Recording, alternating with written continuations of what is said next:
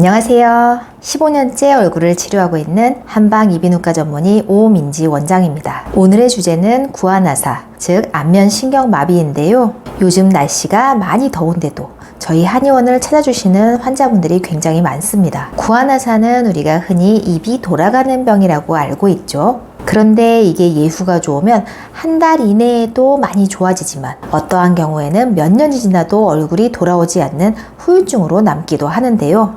구안화사도 그렇고 다른 질병도 그렇듯이 예방을 할 수 있으면 미리 예방을 할 수 있는 게 가장 좋습니다.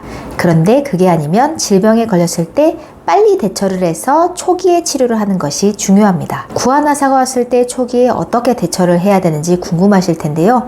오늘은 이러한 궁금증을 제가 풀어드리겠습니다. 일단 구안화사에 대해서 대처를 빨리 하려면 구안화사가 올 만한 징조, 전조증에 대해서 미리 캐치를 해야 하는데요. 구안화사 환자분들은 과로, 스트레스, 면역력 저하, 또는 소화장애 아니면 감기 이후에 면역력이 많이 떨어진 상태에서 보통 발병을 합니다. 따라서 본인이 그러한 증상들로 요새 컨디션이 안 좋았다, 몸이 안 좋았다 라고 하시면 구안화사가 올 수도 있겠구나 라고 긴장을 하셔야 합니다. 처음 안면마비가 올 때 징후, 전조증을 아셔야 하는데요. 혀가 가볍게 마비가 되는, 반쪽이 얼얼해지는 증상이 나타날 수도 있고, 아니면 귀 뒤나 한쪽 머리 아니면 목 뒤 가 굉장히 뻐근할 수 있습니다. 그래서 안면마비 발병 며칠 전에 심한 감기 몸살 또는 중이염 같은 게 오기도 합니다. 그래서 내가 이것과 비슷한 증상이다 라고 하면 내일이나 모레 정도에 얼굴이 돌아갈 수도 있겠다 라고 알 수 있습니다. 여기서 한 가지 의문점이 드실 수 있습니다. 갑자기 내가 얼굴이 돌아갔는데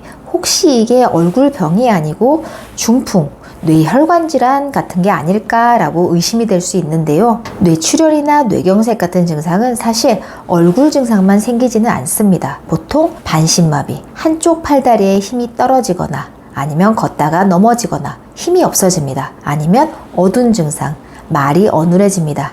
혹은 말을 못합니다. 아니면 혈압이 200, 210까지 고혈압이 굉장히 갑자기 올라갑니다. 또는 정신이 희미해지거나 정신을 잃는 경우가 있습니다. 이러한 경우에는 보통 응급실로 가시고 한의원에 제발로 잘 못 걸어오십니다. 따라서 방금 제가 말씀드린 증상들이 있다면 한의원으로 오실 것이 아니고 응급실이나 대학병원으로 가셔서 브레인 CT나 MRI를 찍어보시는 것이 좋겠습니다. 하지만 이러한 문제가 아니라 나는 안면신경, 얼굴 증상이 있고 주로 신경통, 머리가 아프거나 귀가 아프거나 목이 아프거나 이쪽으로 통증이 있는 경우에는 보통은 뇌의 문제가 아니기 때문에 브레인 CT나 MRI를 찍으셔도 전혀 뇌의 문제가 안 나올 확률이 큽니다. 그러면 안면마비 초기 치료에는 한방치료와 양방치료가 있는데요. 한방치료하면 보통은 침치료가 대표적이라고 알고 계시죠. 중국에서 시행된 한 연구에 의하면 발병하고 4일이나 일주일 이내에 침치료를 시행하면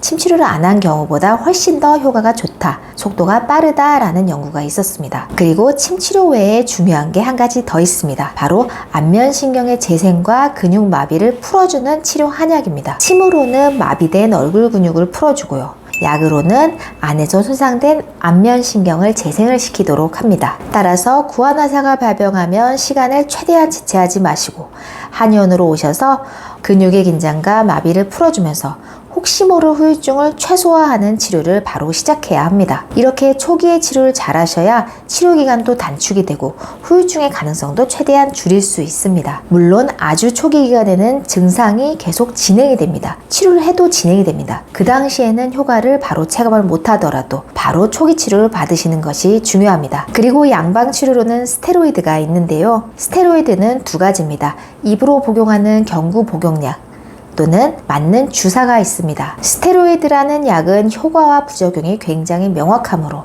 꼭 필요한 시점에만 쓰고 남용이 되어서는 안 됩니다. 그리고 혹시라도 투여를 해야 되는 상황이면 이러한 부작용을 꼭 감수하고 복용을 해야만 하는데요.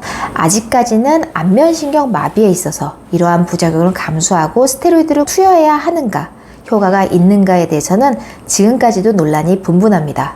환자분들도 실제로 한의원에 오셔서 많이들 물어보시는데요. 혼란스러운 것은 확실히 있습니다. 안면마비에 스테로이드를 투여하는 목적은요, 귀 안에 안면신경이 연결이 되어 있습니다. 그래서 이 안의 염증을 줄이고 붓기를 뺀다 라는 목적으로 투여를 하는데요. 그곳에 고농도 스테로이드를 투여해서 염증을 줄여주는 것이 바로 스테로이드의 목적입니다. 그래서 신경 손상이나 신경 변성의 원인을 초기에 안면 신경의 부종과 염증이라고 보는 이론에서는 스테로이드를 투여해서 이 염증을 최대한 빨리 감소시키고 후유증을 최소화하자라는 것이 이론입니다. 이제는 논문을 통한 구체적인 사례를 알아보겠습니다. 2000년대 이전의 의학계에서는 벨마비의 스테로이드가 무조건 효과가 있다라고 보진 않았습니다. 실제로 1976년에는 라링고스코프지와 그리고 1988년도에 The Journal of Laryngology Pathology 학회에서는 스테로이드는 벨마비에 효과가 없다라고 발표된 바가 있고요. 1996년도에 브리티시 저널 오브 제너럴 프랙티스에서는 그동안의 어떠한 논문도 스테로이드제가 효과가 있다는 걸 증명하지 못한다라고 발표된 적이 있었습니다. 저희 한의원에서 치료를 하셨던 구안아사 환자분들 그리고 지금도 치료하시는 환자분들 중에는 양방병원에서 스테로이드를 처방받아서 부작용이 적지 않게 나타나신 분들이 꽤 많은데요. 가장 흔하게 보는 부작용은 급성으로 갑자기 혈당이 급상승하는 것입니다. 저희 한의원에서 혈액 검사를 해봤더니 혈당이 급상승을 합니다. 또는 혈당 수치 때문에 당뇨로 인해서 망막 변상이 일시적으로 와서 시야가 흐려진 경우도 있었습니다. 가장 흔한 후유증은 소화장애, 식욕이 없어지고 잠을 못 자고 굉장히 피곤해집니다. 미국 신경과학회지도 찾아봤는데요. 특발성 안면신경마비의 스테로이드와 항바이러스제가 아마도 효과적일 것이다 라는 논문들은 있지만 항바이러스 자체가 효과가 있다 라는 논문은 거의 없습니다. 참고로 스테로이드를 투여해서 효과가 있는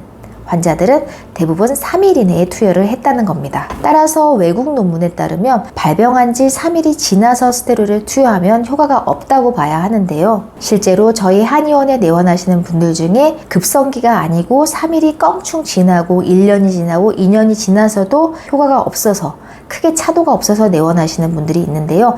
이러한 분들께는 스테로이드와 항바이러스제가 안 먹는 것보단 낫겠지 하고 드셔보실 수는 있겠지만 이것 때문에 반드시 나을 거다 이런 생각은 안 하시는 것이 좋겠습니다. 그리고 구안화사가 걸렸을 때 몸 관리적인 측면을 설명드리겠습니다. 굉장히 중요합니다. 구안화사가 걸렸을 때는 몸을 활발히 움직여주는 것보다는 편안하게 쉬시는 게 좋습니다.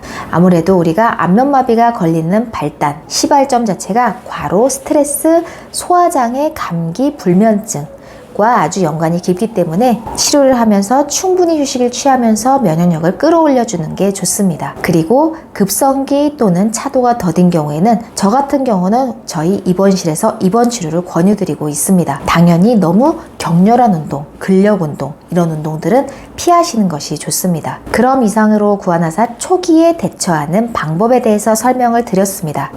꼭 기억하셔서 혹시라도 나중에 구안화사가 왔을 때 대처할 수 있도록 또는 예방하기 위해서 꼭 참고를 해주시기 바랍니다. 오늘도 시청해주셔서 감사합니다.